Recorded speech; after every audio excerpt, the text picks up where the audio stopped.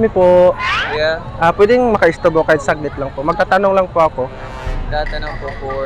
May nakita ba kayong bata dito na dumaan? Nawala kasi yung kapatid ko eh. Medyo kalbo siya. Payat. Actually, kakarating lang po namin.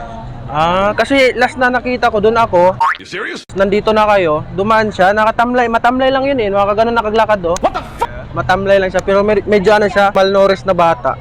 Ito na notice. Baka sakaling makita nyo na lang po. May picture kasi ako eh. Ito lang po siya. Matamlay siya na bata. Chokoy ang pangalan na yan. Tangina mo, Chokoy.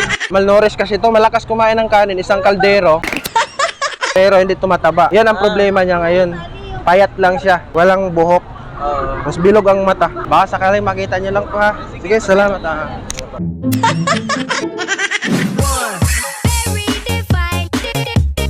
Excuse me po. Pwede po bang magtanong mo? Bali nawawala kasi yung kapatid ko. Baka nakita nyo. What is that? Sige, bigyan ko na lang kayo ng clue kung anong itsura niya. Nice. Kalbo siya, ma'am. Walang buhok. Talaga, as in walang buhok. Kasi ano yun, malnourished eh.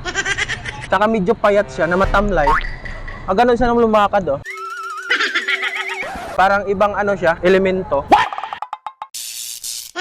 Parang ano siya, endangered species na siya eh. May picture kasi ako, baka ano makita nyo. Ito siya oh, Chokoy ang pangalan. Payat.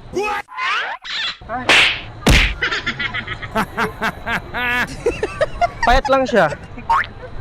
Malnourished kasi siya eh. Hanap ako ng hanap kanina.